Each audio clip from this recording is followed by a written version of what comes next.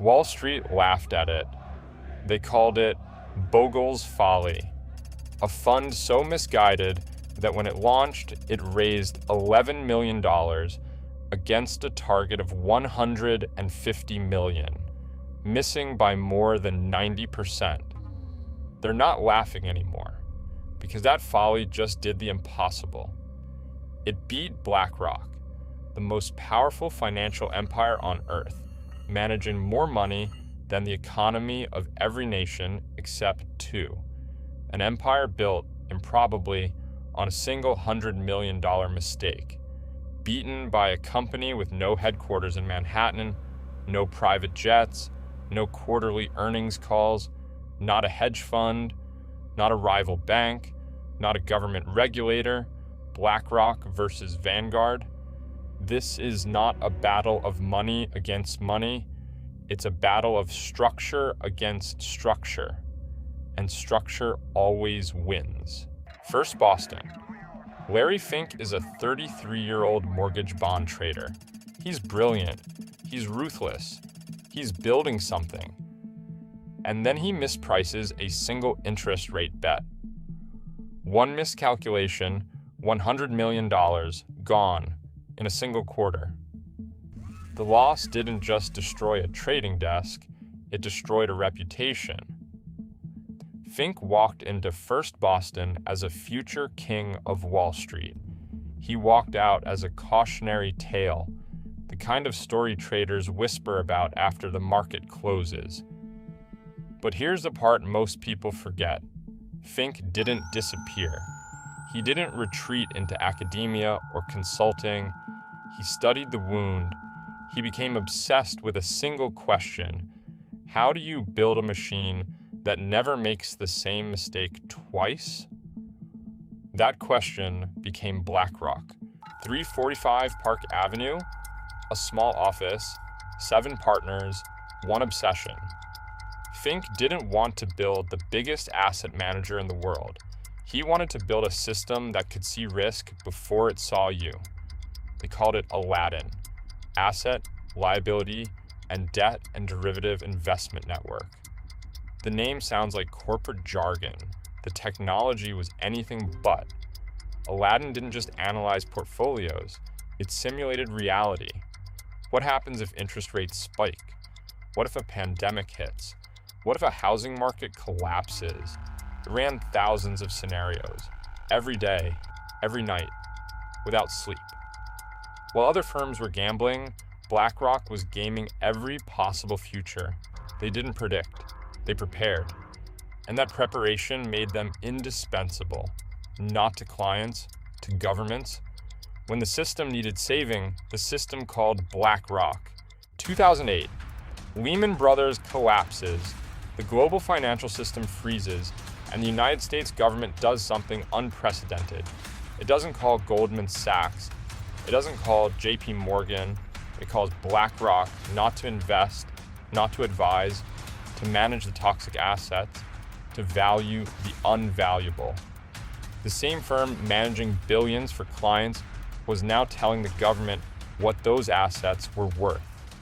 A structural conflict of interest so massive that nobody could do anything about it because nobody else could do the job.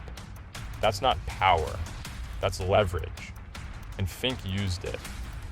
December 2009, the ashes of the crisis still warm, he makes the defining move of his career. He buys Barclays Global Investors for $13.5 billion, including a little-known ETF platform called iShares. With one acquisition, BlackRock becomes the world's largest money manager, $10 trillion, eventually more. Aladdin analyzes the risk. The advisory arm advises governments. iShares reaches every brokerage account on Earth. Nobody can touch them. Nobody. And that was the problem. Because while Fink was building an empire on Wall Street, a different kind of machine was being assembled 1,500 miles away.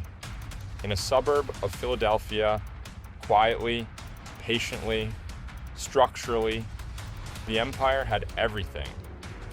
it was about to discover the one thing it could never buy back: Princeton University. A senior named John Bogle writes his thesis on the mutual fund industry. His conclusion is radical, almost offensive. Mutual funds don't earn their fees. The average fund manager doesn't beat the market, not consistently, not over time, and yet they charge investors for the privilege of underperforming. The solution, Bogle argued, was simple. Instead of trying to beat the market, just buy the entire market. Hold it. Keep costs low. Let compounding do the work. Wall Street ignored him for 23 years. Then, in 1974, Bogle got fired from Wellington Management. Most people in his position would have retired, written a book, grown bitter. Bogle founded a new company instead. He called it Vanguard, named after Admiral Nelson's flagship, the ship that led the fleet into battle. The name was a message, and the message was war. Vanguard launches the first index investment trust, the world's first index fund. Wall Street called it Bogle's Folly. They called it un-American. Settling for average, accepting mediocrity, giving up. The fund raised $11 million on its first offering. The target was $150 million. It was a humiliation. But Bogle didn't flinch because he understood something Wall Street didn't. The enemy wasn't the market. The enemy was cost. Every dollar paid in fees was a dollar that couldn't compound. A 1% fee over 40 years consumed nearly a third of an investor's returns. The math was brutal. The math was undeniable, and Bogle had a weapon no competitor could replicate. He'd structured Vanguard so the company was owned by its own funds, which were owned by the investors. There were no outside shareholders to feed, no profit margin to protect, no quarterly earnings to hit. Vanguard didn't have to charge high fees. It could charge exactly what things cost and keep driving them lower forever. There's a detail everyone misses. Most asset managers have two sets of masters, their clients and their shareholders. When those interests conflict, shareholders win every time. Vanguard eliminated the conflict entirely. The clients are the shareholders. It sounds small, it changed everything. A public company like BlackRock has to grow profits, has to beat earnings, has to answer to Wall Street analysts. Vanguard answers to the people who own its funds, which means every efficiency, every cost saving, every basis point shaved off a fee flows directly back to investors. It's not a marketing strategy. It's not a business model. It's structural warfare. In 2000, Vanguard secured a patent allowing ETFs to operate as share classes of existing mutual funds. That patent gave Vanguard a tax efficiency advantage no competitor could legally replicate. For 23 years, they built a fortress. Then they patented the architecture. But the flaw wasn't visible yet. It would take a decade and a fee war to expose it. The 2010s changed everything. Year after year, study after study, the same conclusion. Active managers couldn't beat the index, not consistently. Not after fees. The data Bogle had pointed to in his 1951 Princeton thesis was no longer theoretical. It was a firing squad. Money began to move, not in millions, not in billions, in trillions. Between 2010 and 2020, passive funds absorbed over $2 trillion in new investor money.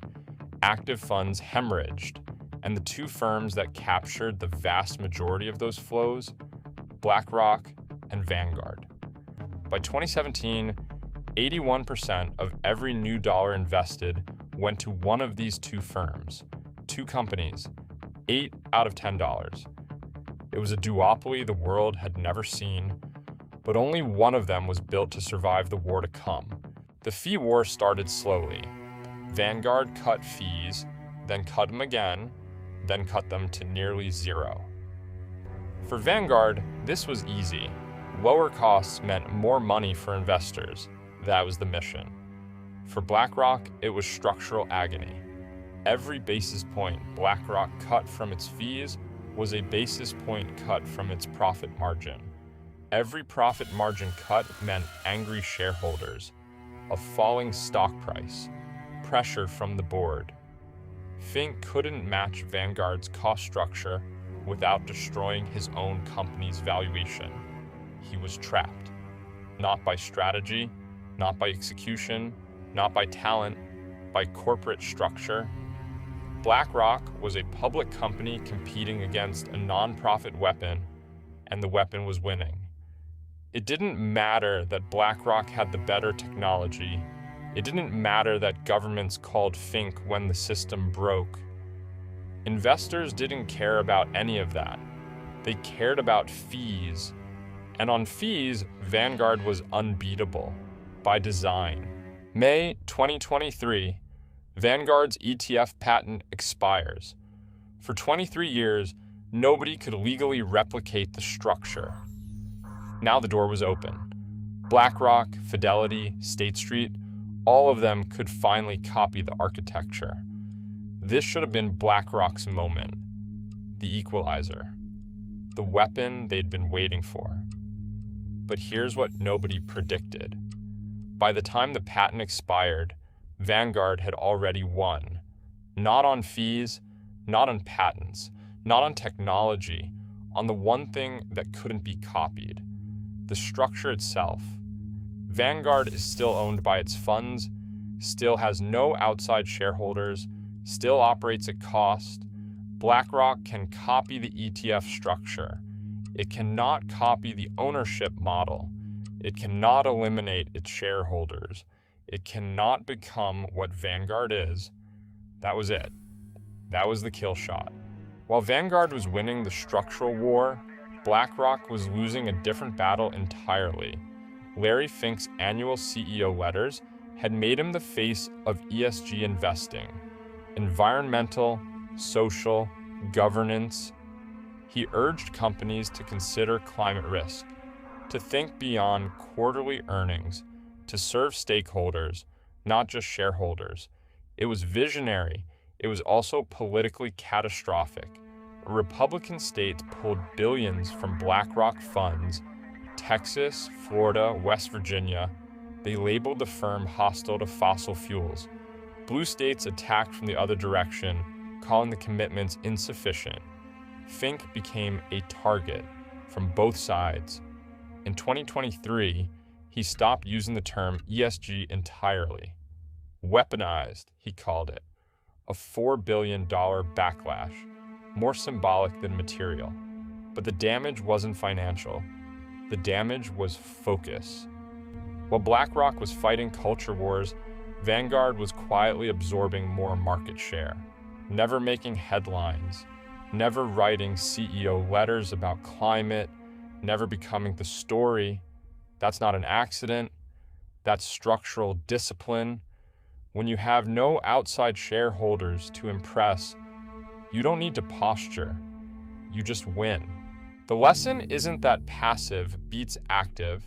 That's too small, too obvious, too easy. The lesson is that structure beats everything. Strategy, technology, talent, scale, all of it is secondary. If your structure is built to serve two masters, eventually one of them demands a sacrifice. BlackRock's structure demands profit growth. Vanguard's structure demands lower costs. Those two mandates are incompatible, and in a fee war, the profit-seeking structure loses, not because it's worse at business, because it's worse at fighting a war where the enemy's weapon is cost. BlackRock versus Vanguard is not a financial story. It's a systems story. It's about what happens when an empire optimized for growth collides with a machine optimized for endurance. The empire wins headlines. The machine wins decades. The only real question is, Which one are you building? And if you want more insane stories about business and history, make sure to subscribe and turn on notifications. You don't want to miss our next video. Thanks for watching.